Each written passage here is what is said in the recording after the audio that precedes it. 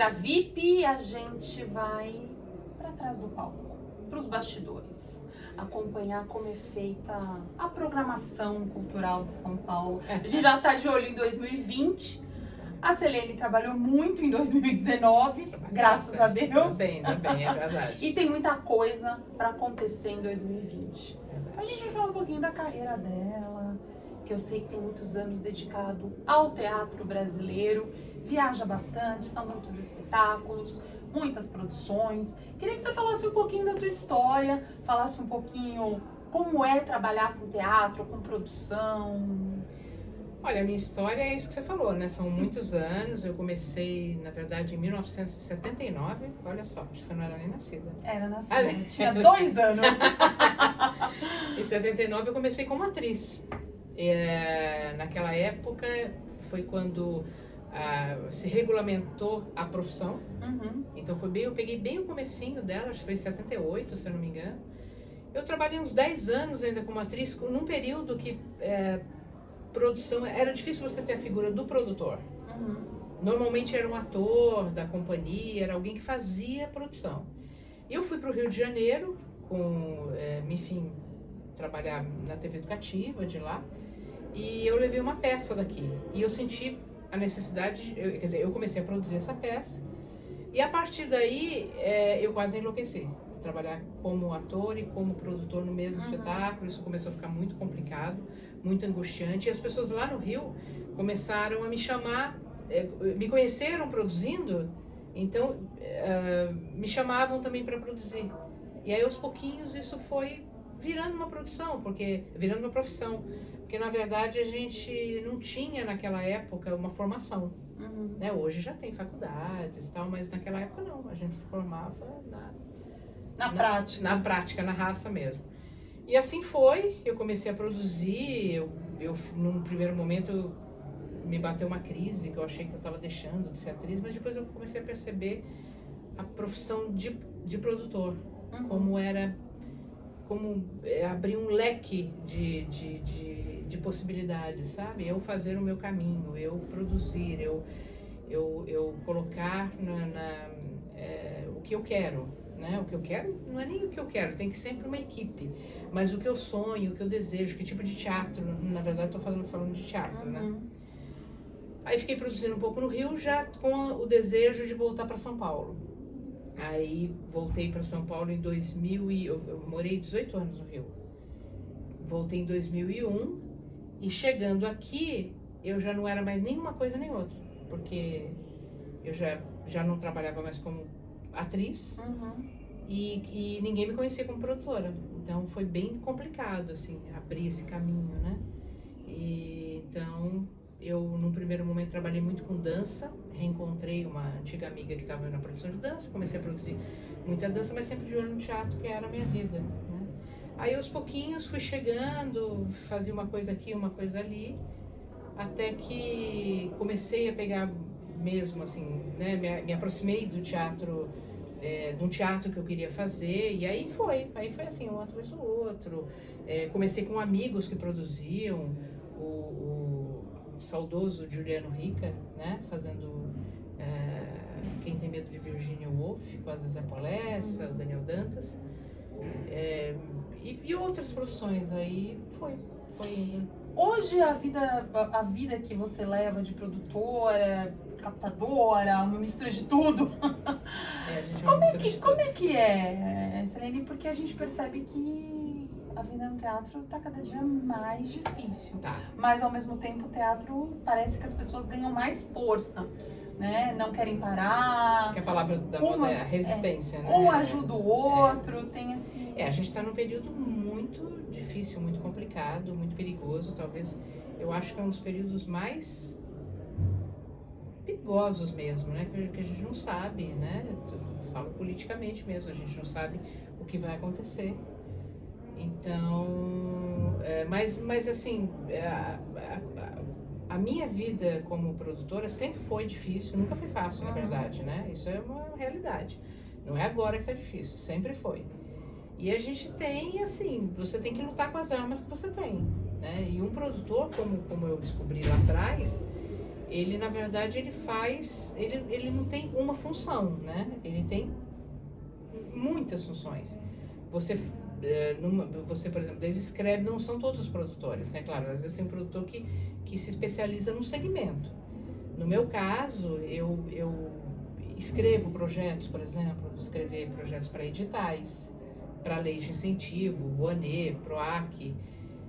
Eu também faço a produção de um espetáculo, que é o levantar um espetáculo, colocar ele, né, no palco até a cortina abrir e depois a cortina aberta também.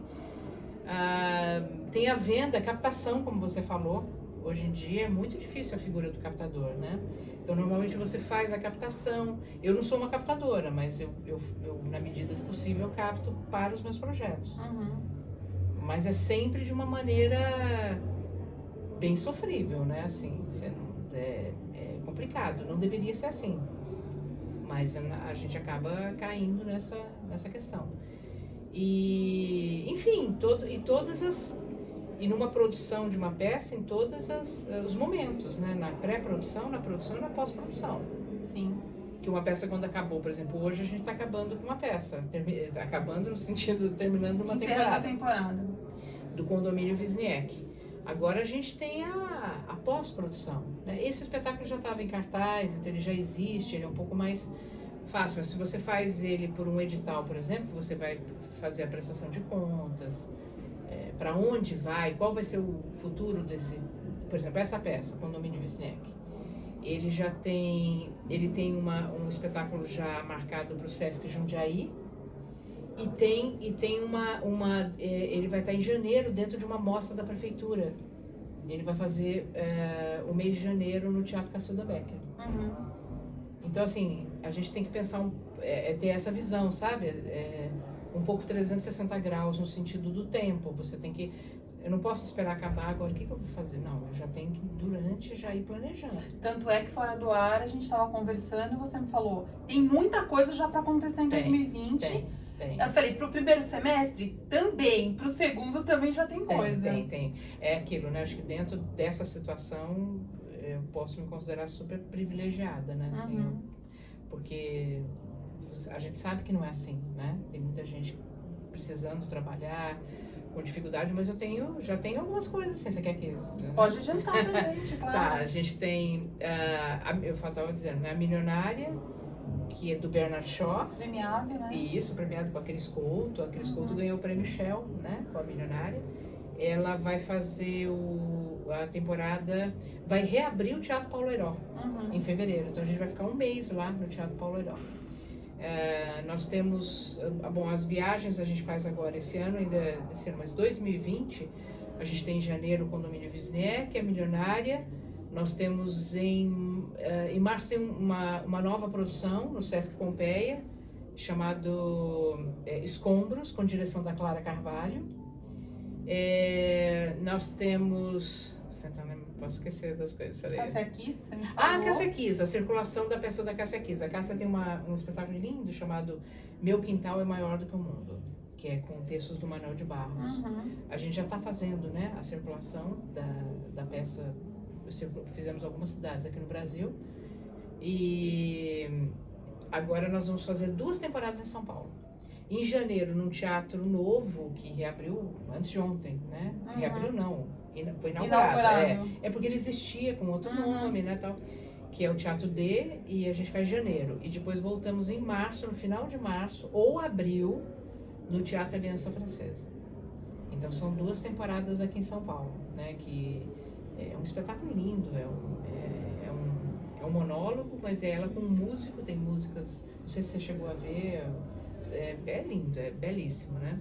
Então a gente vai fazer 2 temporadas de 5, 6 semanas, mais ou menos, cada uma. São curtas temporadas. São curtas temporadas. Hoje é mais fácil fazer curta temporada? É que normalmente, por exemplo, são os períodos, né, que os teatros têm.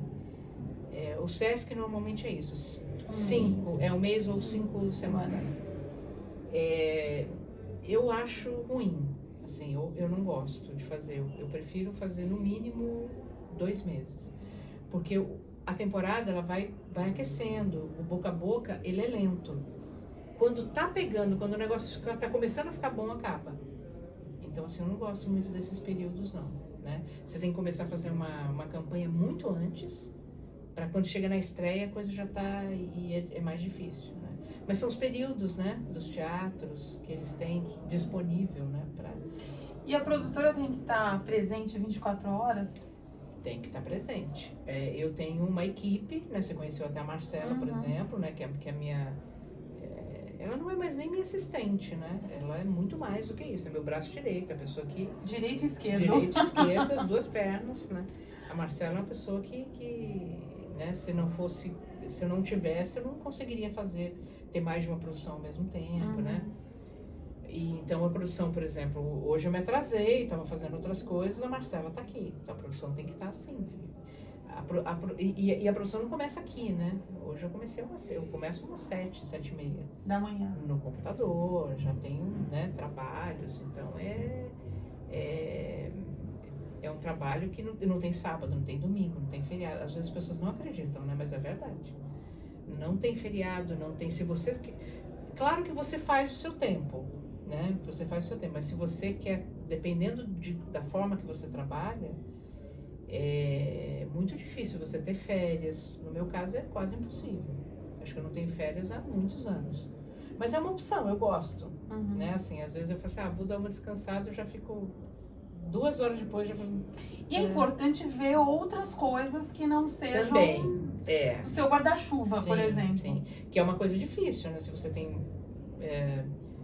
quando você tá numa produção, quando você tá numa temporada, é difícil assistir o colega. Eu agora, por exemplo, com essa peça é mais fácil, porque eu estou em horário alternativo.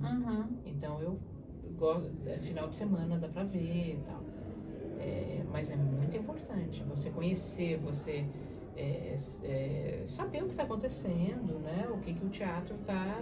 Porque o teatro está sempre em mudança, né? Assim, ele está sempre evoluindo, no sentido das artes mesmo, né? Não só o teatro, como a dança, isso... Você tem que ver para entender, conhecer novos autores, novos diretores, novos atores, inclusive, né? Então, assim, às vezes você vai ser outro dia mesmo, eu tive no Sesc Ipiranga, assistindo uma peça, acho que é de Mãos Sujas, alguma coisa assim. Mãos Sujas, né? E eu não tinha ouvido falar dessa peça, e foi incrível, assim, conhecer um elenco muito bacana, uma montagem... um diretor que eu não conhecia, então aí já comecei a pensar, sabe? Então, assim, a concepção do espetáculo foi muito criativa, muito bacana, 3 horas de espetáculo, assim, você tem que ver. Às vezes dá uma certa preguiça, né? Porque você faz teatro o tempo todo lá, né? As pessoas falam isso, mas toda semana você tem que ir no teatro? Você fica doente de semana que você não vai, né? É bem isso, é bem isso. Eu acho que a palavra que define quem se envolve com teatro é amor, é paixão, não tem outra, né? Não tem outra. Eu acho que se a pessoa, se não tem esse amor, essa paixão, vai fazer outra coisa. Né? Porque a vida não é fácil, é uma profissão que é muito difícil, né? Muito difícil você... né? Como falam, tem que matar um leão por dia, é verdade. Você é uma carreira muito instável, né? Uma profissão muito instável. Você não sabe, por exemplo, eu tenho a chance e a oportunidade, a sorte de ter essas produções o ano que vem. Mas já teve muitos momentos, eu tenho muitos amigos que falam assim, não sei o que vai ser da semana que vem, acabo a peça agora e não sei. Pessoas com família, então assim, é uma profissão muito difícil. Se você não tiver esse amor, essa paixão, essa loucura mesmo, é uma loucura pelo teatro. É melhor não fazer. Mas a gente não desiste, a gente persiste. Sim, não desistir nunca, nem dá, mas não tem mais nem idade, né? Selene, quero te agradecer por ter nos recebido, desejar muito sucesso para o próximo ano, para 2020. Tenho certeza que você esteja junto, né? Também. Com certeza, tomara. Não, vai estar sim. Obrigada, viu? Sucesso, parabéns. Obrigada, querida. Obrigada por tudo, tá? Você que ama teatro está curtindo os nossos vídeos? Então dá o seu like. E se você não é inscrito no canal, se inscreva agora mesmo e clique aí no sininho para receber todas as nossas notificações. O Fileira VIP é a sua conexão direta com os melhores espetáculos em cartaz nos palcos paulistanos. Bora sentar nessa fileira VIP com a gente!